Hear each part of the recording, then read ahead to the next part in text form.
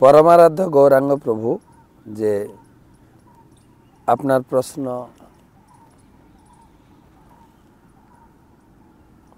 जे ए अजामिल कि बोले जड़ भरतेर काहिनी आमरा शुनছি भालो लागছে একটু आसक्तिर फले ताके हरिण शरीर निये जन्म करते हयेछिलो जन्मग्रहण करते हयेछिलो एखन आमादेर कत किछुर प्रति आसक्ति किभाबे आमरा निजेके भजन करे এই বিষয় এগিয়ে যেতে পারবো। उत्तर तो आमी दिएछि क्लासे बा भागवतमेर ओई समस्त तात्पर्य डिटेल्स लेखा आछे जे आमरा परिवारे थाकबो समाजे थाकबो अफिसे काज करबो जा जा कर्तव्य आछे करबो किन्तु आमार आसक्ति दिन दिन जेन भगवानेर प्रति बृद्धि हय भगवानेर नाम भगवानेर प्रसाद ग्रहण भगवानेर शिक्षा ग्रंथ गीता भागवतम जेन आमरा नियमित पढ़ी।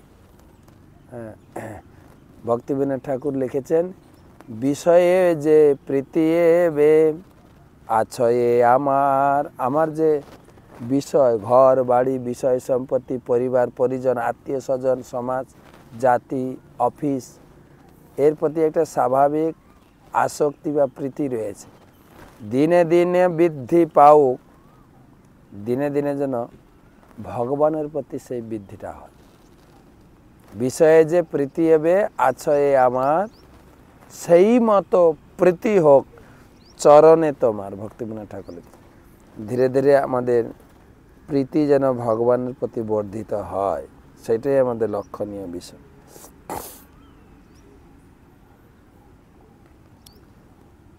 उत्तर 24 परगना थेके तापसी भक्तिपूर्ण प्रणाम आपनार आशीर्वादे रोज सकाले पूजा करार पर गीता भागवत पाठ करे गीता प्रथम थेके शेष 3-4 बार पढ़ेছি खूब भालो लागे एक एक रकम मने हय तारपर এই 5 বছর ধরে भागवत अध्ययन करছিলাম आज शेष হয়েছে আমি জানতে চাইছি চৈতন্য মহাপ্রভুর আদিলীলা অন্তলীলা 4টা বই এই কোনটা আগে শুরু করব আমি বুঝতে পারছি না দয়া করে যদি বলেন তারপর শুরু করব এই অধমকে কৃপা করবেন আপনার উত্তরের অপেক্ষায় থাকলাম। চৈতন্য চরিতামৃত গ্রন্থ একটাই সেটাকে ভাগ ভাগ করে পড়ার জন্য 4 ভাগ করা হয়েছে কিন্তু অন্যান্য মঠে আপনি একটাই বই পাবেন चैतन्य चरितामृत शिल प्रभुपाद पढ़ार सुविधार जन्य 3टा भागे 4टा बई करेছেন प्रथमटा हच्छे आदिलीला द्वितीयटा हच्छे मध्यलीला तार दुटो भाग प्रथम खंड द्वितीय खंड एवं अंतलीला टोटाल 4टे बई तो आदिलीला थेके शुरू करबेन महाप्रभुर जन्म जेटा आमरा प्रति बृहस्पतिवार पढ़ছি आदि लीलार पर मध्यलीला प्रथम खंड द्वितीय खंड तारपर अंतलीला पढ़बेन महाप्रभु सन्यास आदि महाप्रभुर এই जगत থেকে अंतर्धान এই सब लीला आदि पढ़बेन पुरी लीला प्रथम तो आदि लीलाते महाप्रभुर नवद्वीप लीला वर्णित হয়েছে मध्यलीलाते महाप्रभुर प्रचार आदि पुरीते अवस्थान एवं अंतलीलाओ से पुरीर अवस्थानकालीन वर्णना। चैतन्य महाप्रभु के जानते गेले 3टा ग्रंथ पढ़ते हबे चैतन्य चरितामृत चैतन्य मंगल चैतन्य भागवत चैतन्य मंगल चैतन्य भागवत चैतन्य मंगल चैतन्य महाप्रभु आसार आगेर वर्णना माने महाप्रभु आसार प्रस्तुति चलছে चैतन्य भागवते विशेषत महाप्रभुर नवद्वीप लीला सन्यास ग्रहणेर पर बेशी आर वर्णना नहीं कारण पदकर्ता तिनी छिलेन माने बृंदावन दास ठाकुर तिनी छिलेन नित्यानंद प्रभुर शिष्य नित्यानंद प्रभुर महिमा कीर्तन करते करते ग्रंथ बड़ हो गेছে সেজন্য ছেড়ে দিয়েছেন তখন বৃন্দাবনের বৈষ্ণবরা শিল কৃষ্ণদাস কবিরাজ গোস্বামীকে অনুরোধ করলেন महाप्रभुर শেষ লীলা মানে পুরী সন্ন্যাসের পরে যা যা তিনি করেছেন দয়া করে আপনি বর্ণনা করুন। তখন কৃষ্ণদাস কবিরাজ গোস্বামী বিভিন্ন তথ্য সংগ্রহ করলেন। মুরারি গুপ্তের কর্চা, জগদানন্দ পণ্ডিতের পুঁথি, আরও বিভিন্ন বরিষ্ঠ বৈষ্ণবের কাছে শ্রবণ করে করে করে করে তিনি মদন মোহনের কাছে পৌঁছালেন, আশীর্বাদ চাইলেন।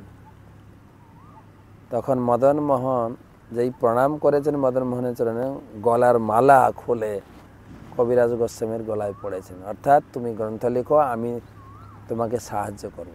তাই তিনি লিখেছেন, এই গ্রন্থ লিখাই মরে মদন মোহন, আমার লেখা যেন সুখের পঠন। এই গ্রন্থ মদন মোহন লিখিয়েছেন। তাই মহাপ্রভুর সন্ন্যাস গ্রহণের পরে বিস্তারিত দুটো খণ্ডে, মধ্যখণ্ড বা অন্তখণ্ডে পাবেন। তো আপনি পড়বেন প্রতিদিন চৈতন্য চরিতামৃত আপনার আদি লীলা থেকে, এবং আমার সঙ্গে সঙ্গে আপনি পড়তে পারেন। তবে এই অক্ষয় তৃতীয়া থেকে চন্দন যাত্রা শুরু হবে, মাধবেন্দ্রপুরীর অপ্রাকৃত কাহিনী, মাঝে মাঝে এগুলোও পড়তে পারেন। পানিহাটির দিন পানিহাটি লীলা পড়বেন, চন্দন যাত্রার দিন চন্দন যাত্রা পড়বেন। যদি পুরী যান সাক্ষী গোপালের কাহিনীটা আগে পড়ে নেবেন। হ্যাঁ, এরকম মাঝে মাঝেও পড়তে পারেন, ধারাবাহিক পড়তে থাকুন।